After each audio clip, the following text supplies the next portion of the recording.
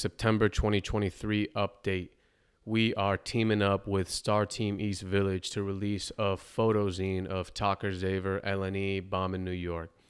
The zine's available on our Patreon for the month of September. We're going to be sending out copies to everybody on the product tier on our Patreon.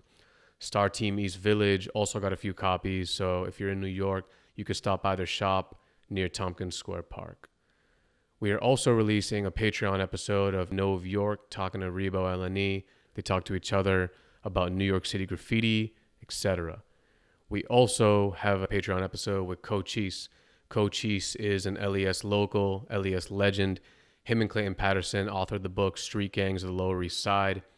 Cochise stopped by the show, talked about gangs, talked about violence, talked about his life involved in the two, talked about overcoming that, getting out of prison, changing his life, and advocating for a more peaceful lifestyle. So Cochise, NOV, Nove York, and Rebo LNE, as well as Talker Xavier, Star Team East Village Zine, available on our Patreon for September 2023. After September, it's on to something else. If you want to support the show, Patreon is the best way to do it. We got tons of interviews on there from Ichabod Y Me, Dessa MTA, Les YKK, amongst others, as well as projects like All We Got Is Us 2, Savvy OTR, Jedi 5, Amuse 126, etc. Thank you. Enjoy the episode. Peace. Angel and Z Radio is a show brought to you by the wonderful people at Art Primo. A graffiti shop like no other that has been proudly serving the community for decades from New York to Seattle and beyond. They have everything you need, and you probably need everything they have. Mops, paint, inks, sketchbooks, stickers, bags, and much, much more. Believe me, you will not want to miss this. artprimo.com. So I'm sitting at my crib about like 2 weeks ago or so, I believe. Yeah. And I get a text message saying Talker fell off a roof. Yeah. And then I was like, oh shit. And I didn't really know what to think. I didn't know how serious the injury was. I visited you in the hospital one time, but I didn't really actually get to sit and talk with you to like see what happened. And all I knew was that you fell off a roof, you hurt your spine, and that you weren't walking at the time of like the text message. So, yeah, bro, what happened? Yeah, man. It's an unfortunate turn of events. You know, you go through your graffiti career sometimes and end up not realizing how what you're doing is very dangerous and pretty severe. Like every time you get away with doing something, it kind of sometimes makes you a little bit less nervous for the next time around, and I think that's what happened in my case. Something that a lot of people consider to be like one of the easier, chiller forms of graffiti, which is like daytime roofs that most people won't be able to see, but it's just like a calm piecing type of thing, you know, ended up being something that has really changed my life forever, honestly. Long story short, I got onto this roof and I was piecing up, as I've done probably hundreds of times, and it ended up being where I hear the cops coming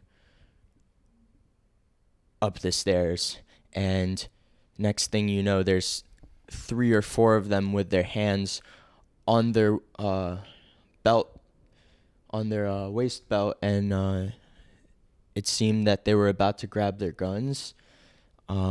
Later, it turned out that they thought it was a burglary, so it explains a lot. But what happened was I ended up trying to climb onto another roof a little bit below, and I didn't make it. You know, we build a lot of confidence every single time we do something like this, and, you know, almost like this ego built inside of ourselves where we feel that we're unstoppable. You know, we're climbing billboards, we're running away from cops, we're doing all these things that like a normal person wouldn't think is something that you do on a daily, but in this lifestyle, you sort of end up doing that so often that it just becomes like a regular thing. And in my case, that's what happened, and I got a little too cocky and thought that I could climb down, but I fell off and broke my spine. And from there, you know, I still had a will after I fell, and I tried to get back up, but I couldn't feel my legs. So I tried as hard as possible to climb down the stairs, and I crawled using my upper body, and then from there, you know, I got bagged. Yeah. Yeah. Yeah, I got a lot to say about that. And first of all, just like literally, like, thank God you're alive.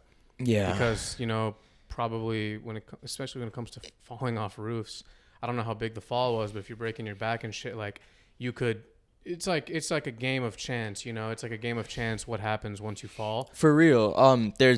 What I was told from the hospital and from the cops, like, I wasn't really supposed to survive that fall. There's like body camera footage of the cop, and he thought like I died when he saw me fall off the building. But yeah, I'm so lucky to be alive. It's made me so much more appreciative of everything around me, like my friends, my family, everything. And even the food I eat tastes better now because of the fact that, like, I know that just like that it could have been over.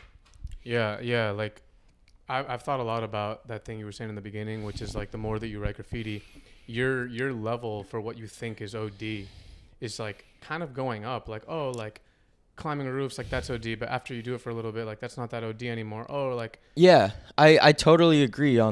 I definitely have some tales of some crazy things that, looking back on in hindsight now, I don't understand how I did because of how crazy they were. I feel like in the past, few years that I've been out bombing, I've kind of like just been in this like blur. It just all just feels like not me. It doesn't feel like my civilian self. It almost feels like I've just been not thinking as much because of the things that I've been doing. I mean, I'm sure part of it is my own like self-consciousness, just like blocking out a lot of that, because I don't know how like someone would be able to deal with climbing up a billboard and like piecing a billboard and then climbing back down and not thinking to themselves, whoa, I almost died there, and like just going about as if it was another day, and then going to like do a tunnel afterwards, and then like stepping on the third rail with both feet and realizing, oh shit, you could have almost died. Like, that was it. If you had like touched something else, then the electricity would have gone through you into the other thing and then ended up killing you. Like, all of these things that like I feel like I've gone through in my short time of writing graffiti have really just like, I don't know, they've like changed me. yeah, of course, and especially what you just went through. So you fall, you try to crawl up to wherever, you can't feel your legs. When you noticed that you couldn't feel your legs, what were you thinking? Like, I immediately thought that was the stupidest thing I had ever done, and I immediately came back to reality, almost instantly, of like, what my life is going through right now. Like, it almost hit me immediately that, whoa, I'm paralyzed. Like, I thought it was over. I thought my life was completely over forever. I thank everything. I thank fate. I don't really believe in God, but if there is one, I thank him too for or her for saving me from impending doom. But yeah, luckily I can walk again. Slowly but surely I'll make a full recovery from my broken back. But for now it's really, really difficult. Yeah, I immediately came to reality and thought that, like, this is the stupidest thing I've ever done, and I am paralyzed, and like I'm not going to be able to like do all the wonderful things that I have planned for the rest of my life to do, Yeah, yeah, that's sick that you're gonna make a full recovery though. Yeah, I'm very thankful. I'm very, very glad. But it's definitely a lesson learned, and it's definitely changed a lot for me in terms of like how I go about the rest of my life, about how I appreciate things, about every single decision that I make. I feel like there's going to be just that much more thought into it, whether it's if I go paint something in the future, which I definitely will, because I'm not stopping. I'm not stopping graffiti. Graffiti has helped me in so many ways. It's more I'm gonna change a little bit of the way I go about graffiti and my mindset towards it, maybe in terms of like the risk factor of the things that I do, because in the end of the day, in my opinion now, it's not really worth it if you can't move for the rest of your life afterwards. There's no point in living if afterwards you can't do anything else. So So Yeah. what are your thoughts on roofs, for example? I mean, I it's funny, I thought that Chinatown roofs or whatever were like some of the chillest things to do. And honestly, I still think they are. It's more the decisions you make afterwards, or in like a little bit afterwards, or like will like determine the outcome. Maybe I should have thought clearly about whether or not it was a good idea to paint this specific roof with cameras. Would it be a good idea to, maybe check my exits and like, be a little more precautious next time. Take those extra steps to make sure that you get away and make sure that nothing happens to you, Yeah. Also, like, don't fucking try to climb down a fucking building. That's some Superman shit. That's some shit that, like, maybe 2 years ago I wouldn't have even done. That comes from, like, years of doing shit that I wasn't supposed to do and got away with it completely fine, like it was nothing. Yeah, and the thing about falls is all it takes is one. Yeah, all it takes is one unlucky situation to completely fuck you up. It's actually really interesting. I forgot what movie this was in, but there was this famous mob quote from like the police department. They were like, it only like the criminals have to get lucky every single time, but we only have to get lucky once. Yeah. And like that applies to this too, but like vice versa, it only takes one unlucky situation for us to get fucked up forever when, we're taking a risk every single fucking time we do anything. Yeah, it's a numbers game. If It you do really roof is. Roof for 5 years straight, You've seen one fall. Yeah. And it's not only roofs, it's literally everything. Tunnels, for example. I've done a lot of tunnels, I'd say. And, I've gotten into a lot of situations, like I've mentioned, that can, like, really fuck you up, kill you.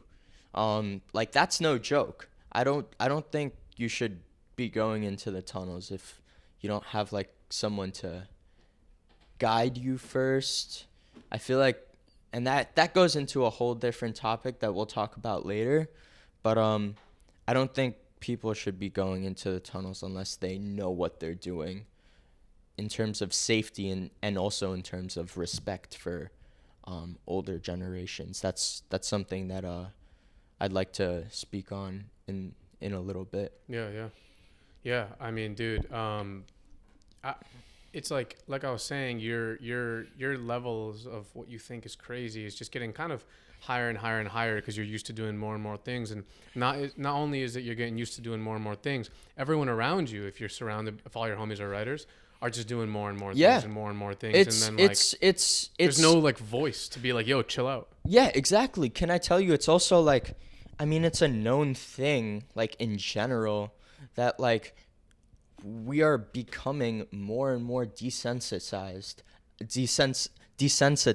as a society, to murder. Like, people are dying from all sorts of crazy things, and people just act like it's nothing because social media is always showing it. And, like, it's become where, like, someone dies, nobody gives a fuck. People are like commenting the most absurd, vile things about someone dying in, like, a comment section where they feel like they're safe because they're fucking sitting on the toilet or something, Yeah, I feel like that desensitization has really, like, led to, like, a lot of shit like that. Like, and that applies to us as writers too, we're desensitized to a lot of crazy shit because all of our homies are doing the same shit. That also applies to, like, adrenaline. From what I researched, the more you do, the more your body, the more adrenaline you use and, like, experience, the more your body will crave more.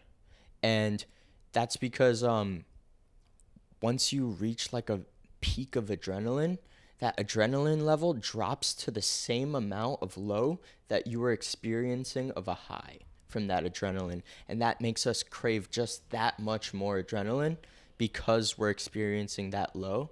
And that definitely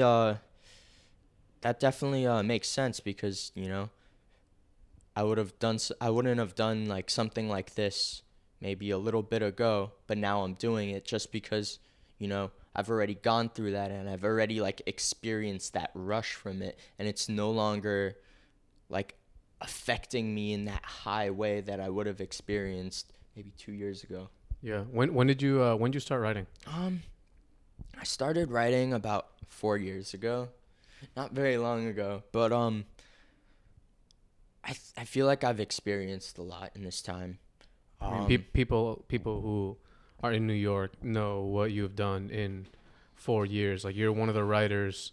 You and Xavier are one of the writers where, like, when you talk about, like, yo, kids get good fast, we're talking about you. When we talk about, like, yo, kids, like, it used to take, years to get this good, years to hit these types of spots, and then you guys are doing it in such a short time period. So, like, people know, like, you've been only writing for 4 years, but you've been doing a lot in those 4 years. Well, I really appreciate that. I actually there's actually, like, a lot to it for the reasons why I've gotten to the levels that I have.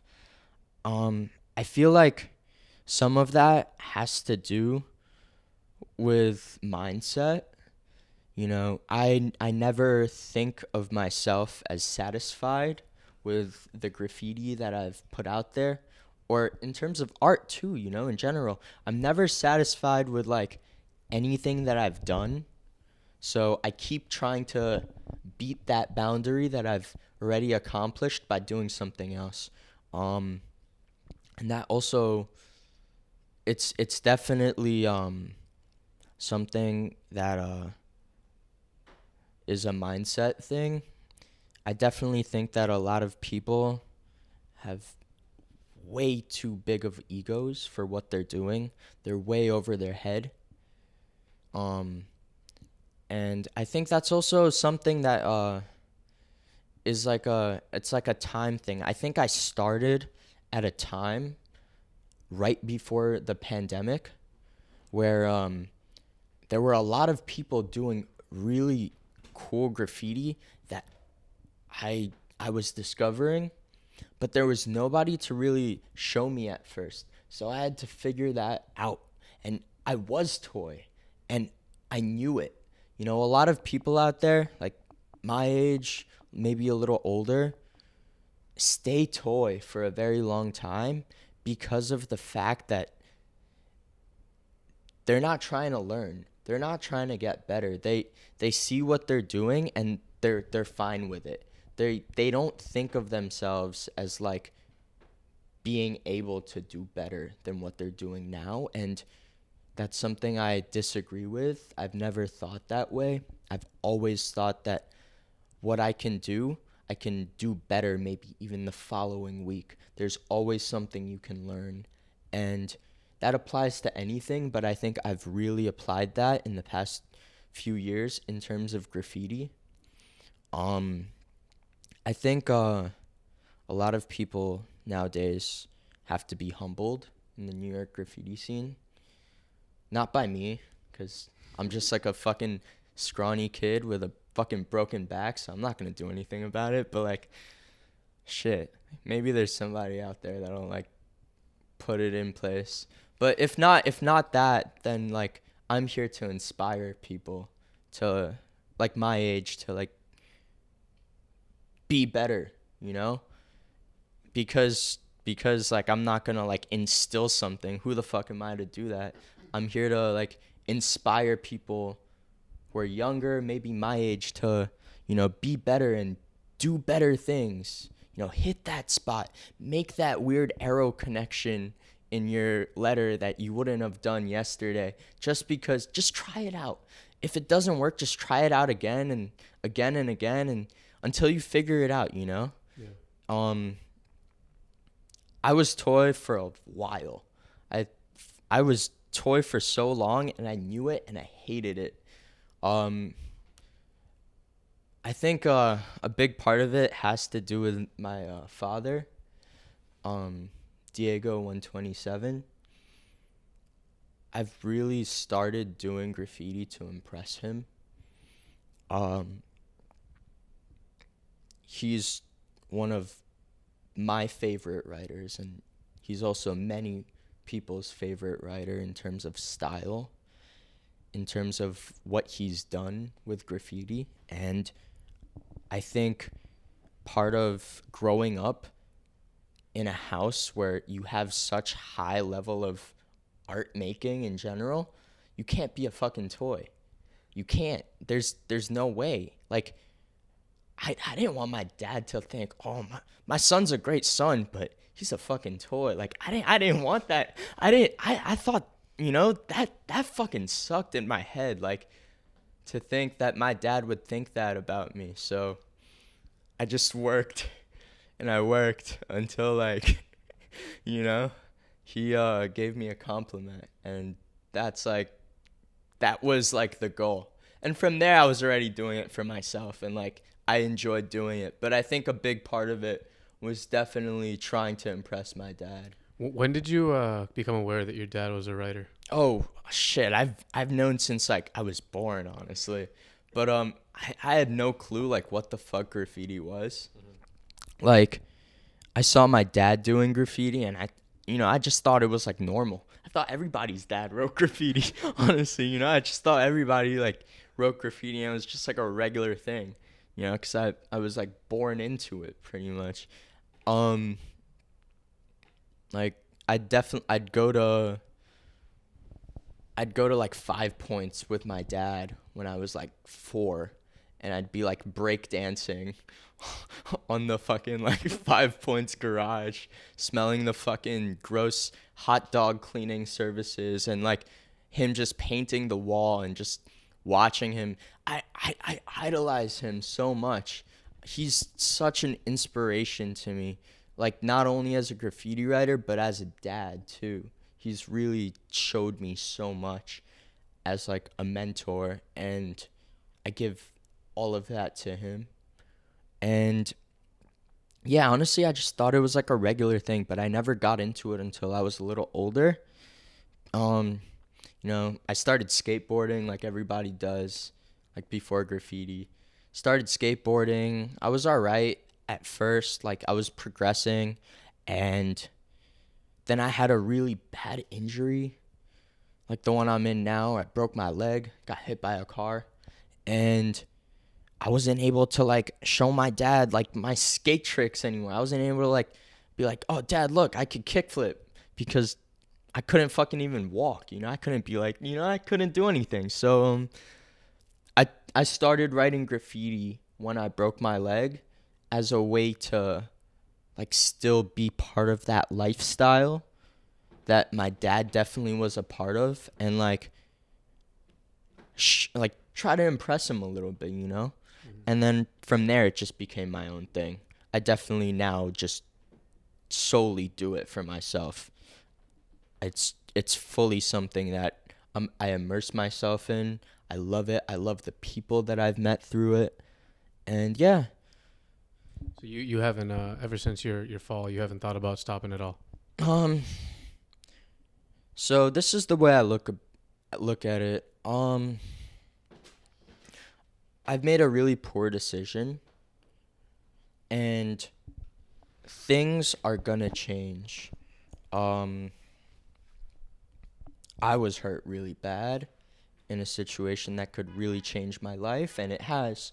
And I'm gonna be smart about it and do things a little bit differently, because I only have one life, so I'm gonna make it worth it. So I think you never stop being a graffiti writer once you start. So that's never gonna change, but potentially the approach of what I do with it may change.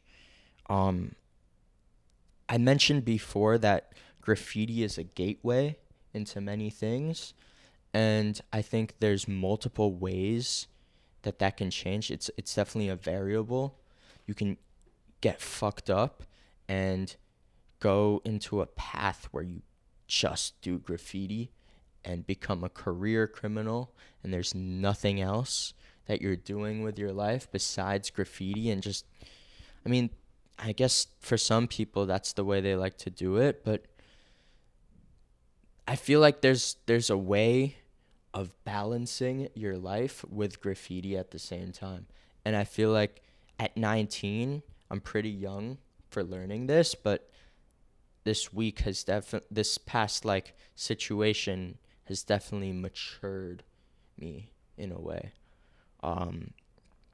I want graffiti to be a gateway for myself and other opportunities. I'm still TOCER forever. I'm still gonna do what I do. I'm still gonna write graffiti the same way. But what's gonna change is my approach. I'm gonna probably, what I was thinking was I'm gonna make it less of my daily regiment. For a while now, I've been making it something where I can't think about anything else but graffiti.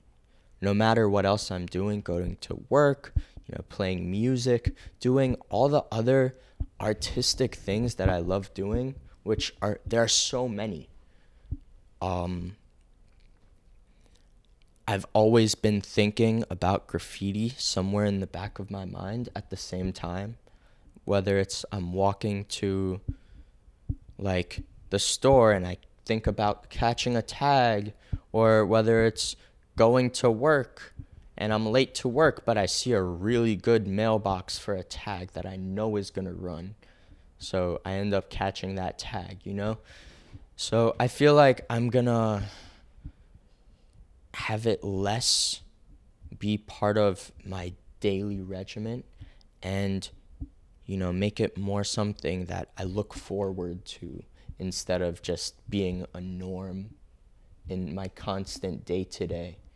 But that's only in terms of the actual like physical aspect of writing graffiti itself on a surface. But I think there's so many more elements to it in terms of networking, in terms of the people you meet, in terms of the art galleries that you can partake in terms of like all the other forms of art in general. You know, I feel like graffiti is just like one of the many outlets that there are for artists. There are a lot of artists out there, you know, painters, chefs, musicians, filmers, just everything, skateboarders, like all these different people with like creative minds. They all share this common like thing, which is graffiti, because, you know, we just, you know, sometimes we want to like go out there and just like write on shit. So I'm gonna, you know, focus on the other artistic aspects of my life and have graffiti be more of something that I do when it's fun. It should be a luxury.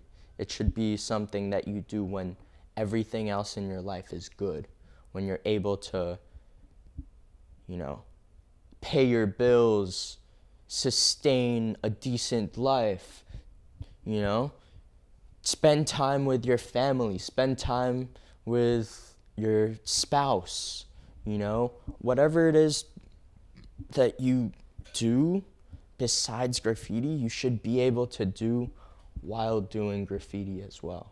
And I think that's just a big part of graffiti. I think it should be a big part of graffiti, but I don't think that the way that most writers approach it is a part of graffiti. You know, I agree. I agree with you in that. I think it depends.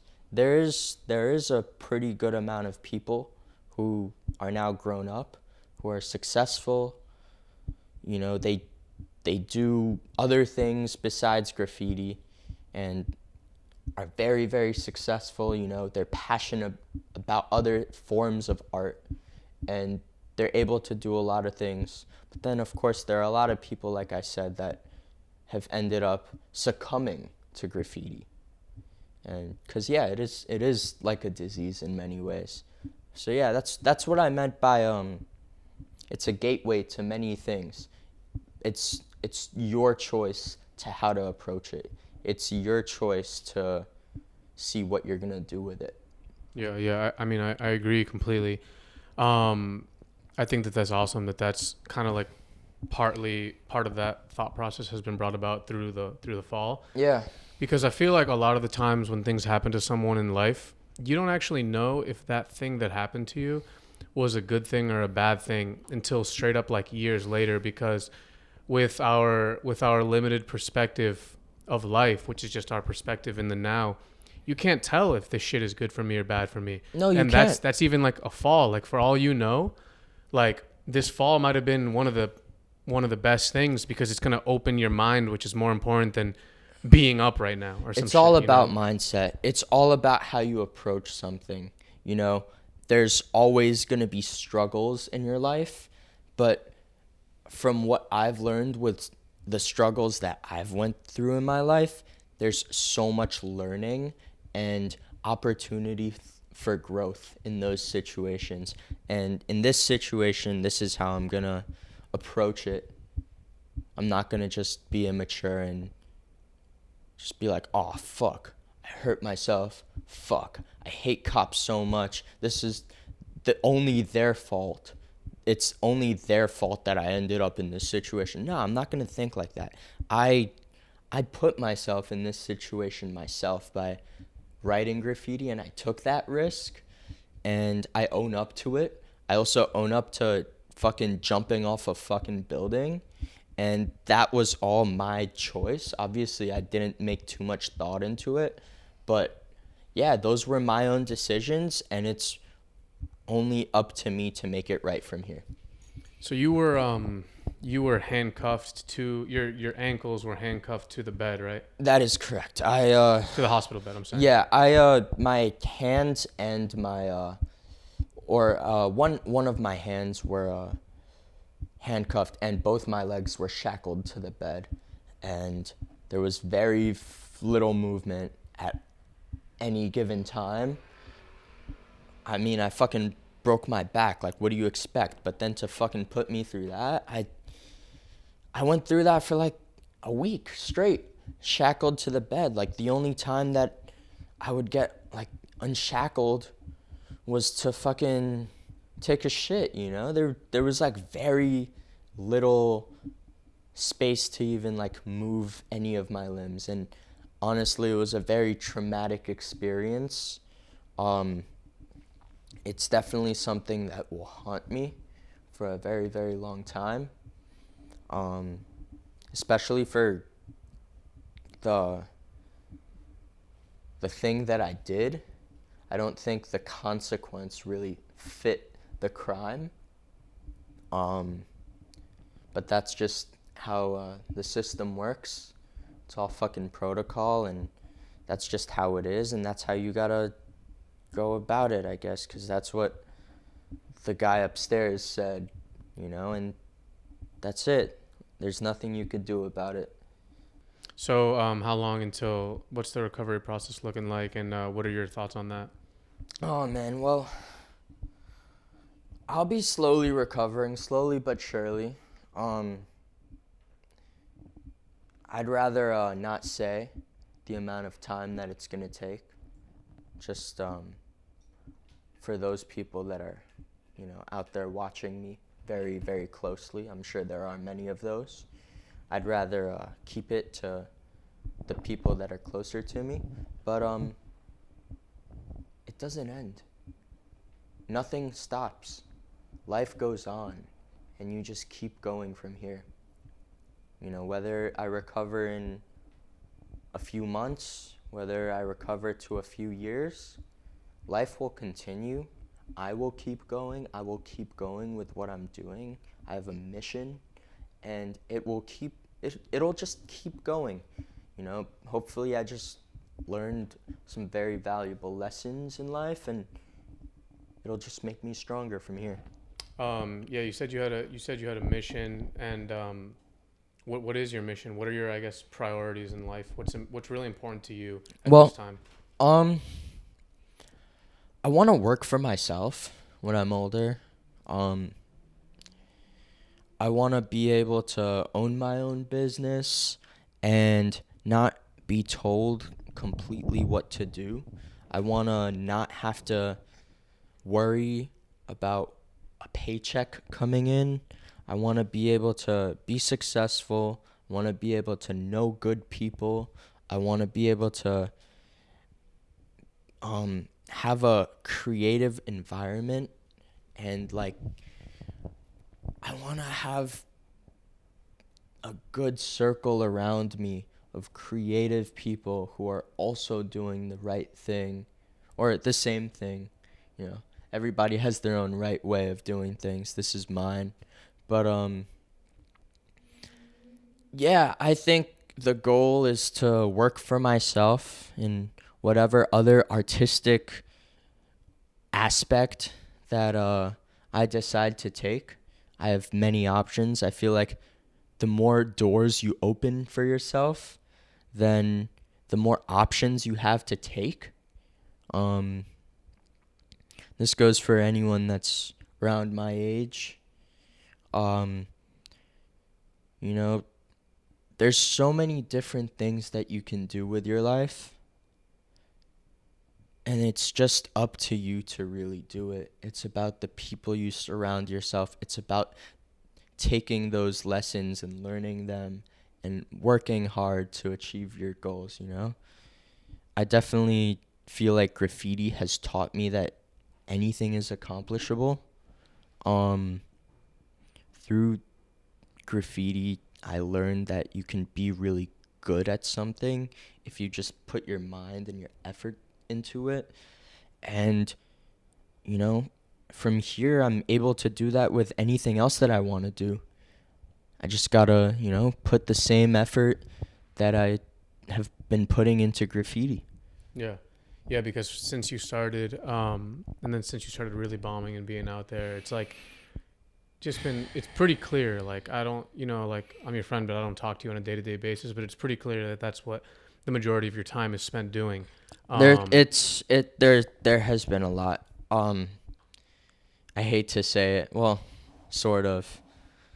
A lot of my time has been spent on graffiti, and I think it's been a good thing for me because it's been something that I've been able to obsess over and really enjoy doing. But I feel like there's always a time and a place, and now, being the age that I am, it's good to take the next step forward as a graffiti writer, as a person, as an artist. There's always other ways of approaching the things that I'm doing. And that goes for everybody. That goes for any single other person. Like, you may think that, you can't stop doing this. Your life is never going to change. There's always ways of changing. There's always ways of bettering yourself. There's always ways of doing other things. You just got to, put your mind on it. Yeah, it's I feel like you're at a really good spot, and I feel like your mentality towards what is occurring is pretty ill. Thank you. Because I honestly think it's just going to lead to a lot of growth, and I think that that you, with the mindset you have and the background that you have and the circle of people around you, you're just gonna. I think it's gonna be more than fine, and I feel like with the age that you're at, which is you said 19, Yeah. and the ideas that you have in your head, I think you're gonna be straight. You ever think about leaving New York? I've had some thoughts about that, but as of right now, I don't think so. New York is a mecca of everything. There are so many things in New York, and everybody is watching us in every single aspect. Whatever you're doing, if you're in New York doing it, skateboarding, graffiti, fucking anything, literally, the best restaurants, whatever it is you're passionate about, New York, music, jazz, hardcore, anything. There's a huge scene for everything here. And why would I want to leave that right now, especially in the period that I'm in? I've thought about leaving. I've thought about the other opportunities that there are in other places, but I outweighed my options and I realized, whoa, New York, I hold so dearly. I'm a native New Yorker, and it's been a pleasure growing up here. I feel very, very blessed and lucky to live here because part of knowing the people that I know and the diverse amount of people and the communities that I've interacted with is all because I'm in New York. So no, in my age of development, I feel like New York is the place to be for sure. In the future though, we'll see what happens. I've definitely had thoughts about, moving to a farm or, living the life out on the road. I've always had those thoughts, but I could do that when I fucking retire, Yeah. I could do that once I'm successful and I have ways of making money. Yeah, I think about moving kind of often. Do you? Well, I used to think about moving. Yeah. Now recently, there's been some situational changes that make me think about that less. Yeah. But I will say, in when you live in New York, it's there's tons of opportunity, 100%, no doubt about that. The people you meet, all the eyes on you, et cetera, et cetera. It's a capital for a lot of things. And when it comes to creativity, it is definitely one of the capitals, not just of America, but of the world. but also it's a lot of competition. There's a lot of competition. There's a lot of biters. There's a lot of like, struggle. Because at the end of the day, like you're talking about, you want to work for yourself, and like, there's a reason why very, very few people, and I'm not saying you couldn't do it. I believe in you 100%, and I'm sure you know that. There's a reason why very, very few people want to work for end up working for themselves. It's because that shit is hard. Well, so to your point on that, I definitely agree with that. Just to take a little quick turn. Yeah. I went on a road trip this summer to the south, and I've never done that before. I went on a 2.5 week excursion. We hit so many cities, and we painted nonstop, and it was insane. The people that you meet there, like everything. It's a very, very different lifestyle, and I love it. It's a lot more laid back and a lot less pretentious. New Yorkers, we're very, very pretentious. We judge very easily.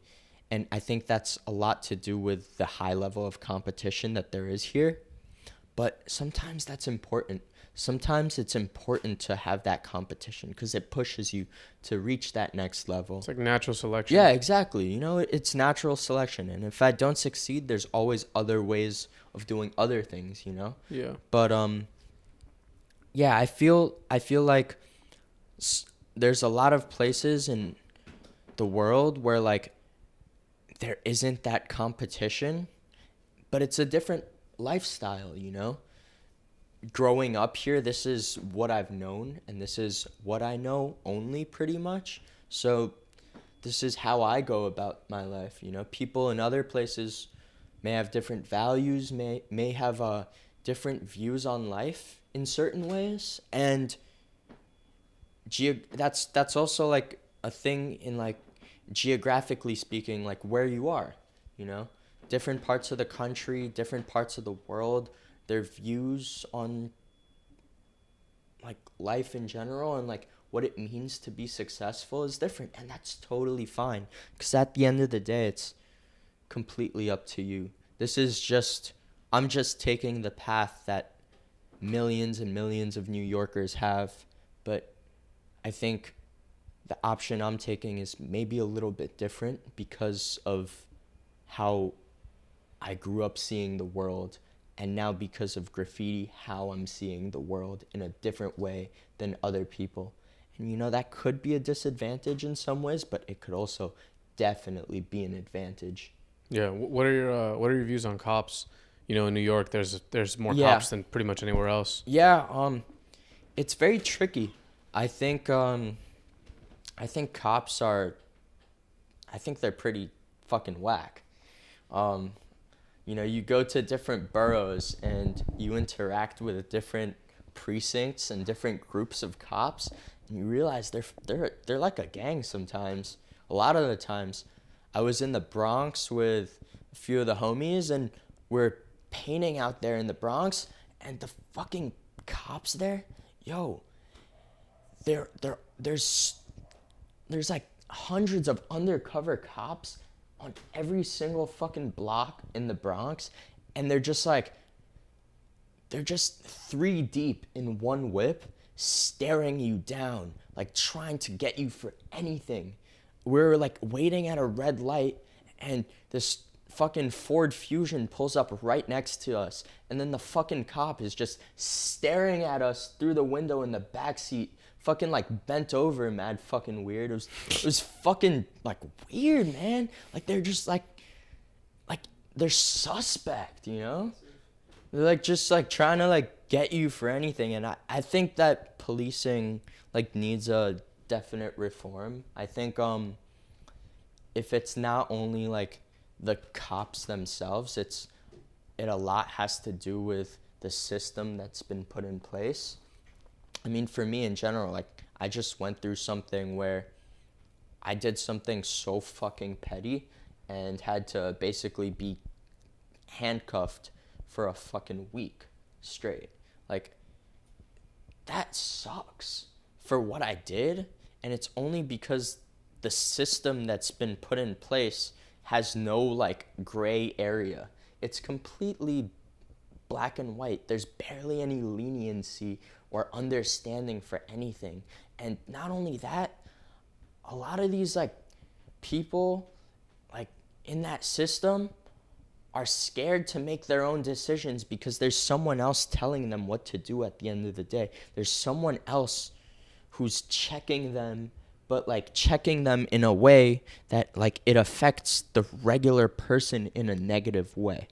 You know what I mean? Yeah. And yeah, I honestly think there's a reason why there's cops, and I get it, you know, it's necessary, or else everyone would be fucking like stealing and robbing each other, and like I'd say like we'd be in a society of chaos for sure if there weren't any cops and like ways of policing, you know.